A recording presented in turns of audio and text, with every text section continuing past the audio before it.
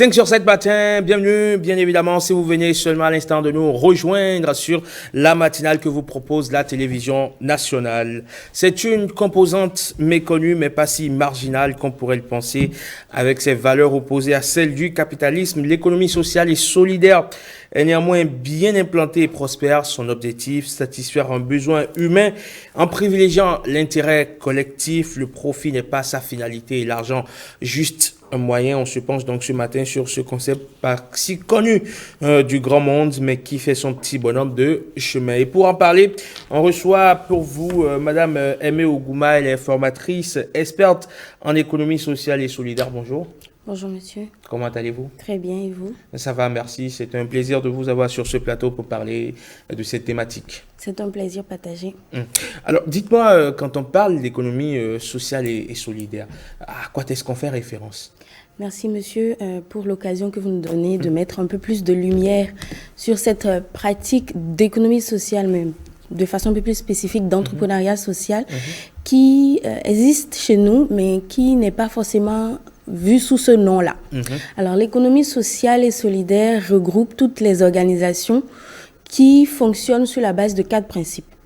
Utilité sociale, solidarité, équité, bonne gouvernance. On parle d'entrepreneuriat social parce que cette entreprise a pour finalité d'innover pour répondre à un problème ou à un besoin social, sociétal ou environnemental.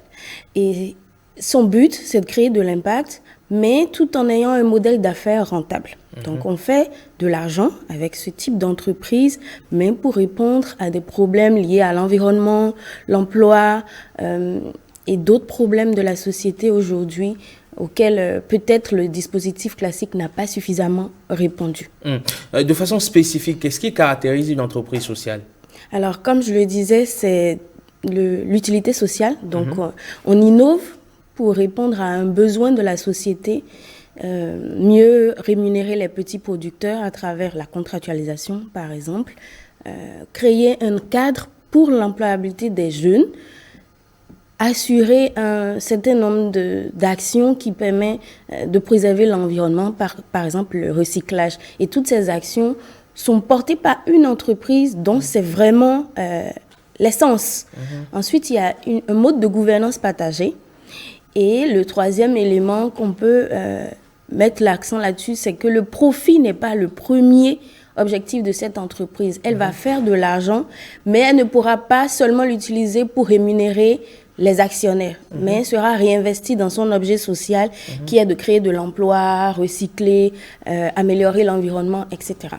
Alors, est-ce qu'on peut aller sur, on va dire, une base concrète, par exemple? Est-ce que vous avez un exemple à nous donner quand on parle d'entrepreneuriat social pour que les gens puissent avoir exactement une idée de ce à quoi on est en train de parler? Alors, lorsqu'une femme, par exemple, crée son espace d'igname pilé, où elle veut servir de bon igname pilé, de bonne qualité à prix réduit, mais va associer des femmes veuves, par exemple, ou des femmes qui n'ont pas le moyen de travailler dans un dispositif classique, elle fait de l'entrepreneuriat social parce qu'elle crée du revenu pour ce type de personnes-là. On a des entreprises ici, dans notre pays, qui émergent et qui font leur bout de chemin dans ce modèle d'entrepreneuriat social. Je peux en citer. Il y a Jikae, Greenkeeper Africa, qui valorise la jacinthe d'eau. La jacinthe d'eau, elle va empêcher le transport sur nos lacs, à Ganvier, etc., pour faire des fibres, des paniers. Et ceux qu'ils associent, ce sont des femmes et des jeunes de Ganvier et d'autres cités lacustres du Bénin qui vont récolter cette plante et leur permettre de produire cette jacinthe, cette fibre qui remplace peut-être d'autres matières chimiques ou synthétiques. Donc, on valorise une matière qui, d'habitude, crée du mal aux populations pour leur créer un revenu. On peut citer d'autres entreprises qui vont s'inscrire dans la réduction de la perte post-récolte, par exemple. On a une entreprise qui va se fidéliser à des producteurs maraîchers et va acheter toute leur production pour s'assurer que cette production ne va pas être jetée.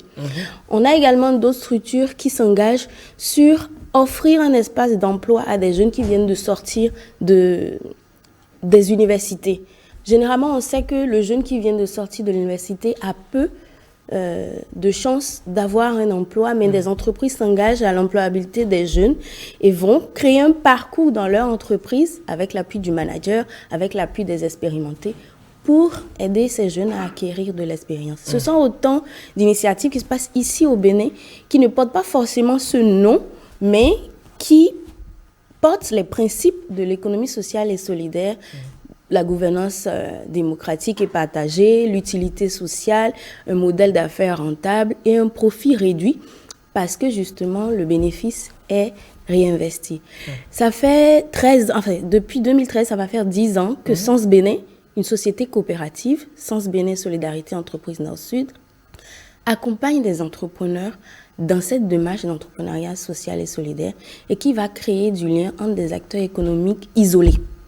Donc, à partir du moment où Sens Bénin forme les petits producteurs en milieu rural, les aide à s'organiser, il va ensuite créer le lien entre ces entreprises en milieu rural et des entreprises en milieu urbain qui veulent nourrir sainement les villes. Je finis mon propos pour dire simplement qu'il y a beaucoup d'entreprises ici au Bénin qui sont déjà engagées pour l'utilité sociale, pour répondre aux besoins sociétals et environnementaux à travers cette démarche-là. Alors, nous sommes en train de finir aujourd'hui, 30 novembre, le mois donc de l'économie sociale solidaire. Qu'est-ce que vous avez comme sensibilisation à l'endroit des pouvoirs publics et bien évidemment de tous ces entrepreneurs qui n'ont Dieu que pour le profit et pour qui l'argent est le seul mode de fonctionnement. On ne respire que pour l'argent, on s'en fout du reste. L'environnement peut être dégradé, on s'en fout. On peut mourir de faim, on s'en fout. On veut l'argent, l'argent, l'argent, l'argent. Ok, merci beaucoup. Je vais commencer par dire que un mois dédié à l'économie sociale et solidaire, c'est justement pour mobiliser le grand public. C'est également pour attirer l'attention des acteurs étatiques et autres autour des enjeux de l'économie sociale et solidaire. Et dans notre pays, le premier enjeu que je vois, c'est l'instauration d'un cadre juridique, fiscal, qui favorise l'éclosion de l'entrepreneuriat social, qui a ses propres règles, son propre statut, ses principes et qui doit pouvoir concourir au même titre que des entreprises classiques. Donc, un cadre juridique comme des pays à côté qui l'ont déjà fait à travers des cadres bien inscrits dans les choix de l'UEMOA et un cadre de formation pour les jeunes sur les valeurs de l'entrepreneuriat social et solidaire. Je finis par dire que les entrepreneurs ne sont pas forcément figés profit. Nous sommes dans un environnement où le développement on est en plein essor, donc il y a encore beaucoup de choses à faire. On a en face une jeunesse engagée, une jeunesse qui veut faire sa passion. Et donc l'économie sociale ou l'entrepreneuriat social offre un cadre aux jeunes justement de vivre leur passion et de se faire de l'argent. Les valeurs derrière l'entrepreneuriat social se manifesteront si on a un cadre justement qui sécurise et qui favorise l'éclosion de cette démarche-là. Très bien. Merci beaucoup à vous, Madame Aimé Ougouma. Vous êtes formatrice, experte donc en économie sociale et solidaire. Merci d'être passée sur 5 sur 7 matin pour justement aborder ce concept-là qui fait son petit bonhomme de chemin dans notre pays. On espère que cela va gagner du terrain parce qu'aujourd'hui, il n'y a que la question, par exemple, de l'environnement est devenue un sujet de préoccupation mondiale. La question de la préservation de la biodiversité aussi. On a vu la COP 27 qui a eu lieu justement à Chamelche il y a quelques semaines en arrière ou quelques jours en arrière, et la COP 15 sur la biodiversité qui va démarrer dans quelques jours du côté de Montréal. Donc en clair, en gros, merci pour tout ce que vous faites et on espère que vous trouverez de la force au quotidien pour continuer à le faire. Avec plaisir.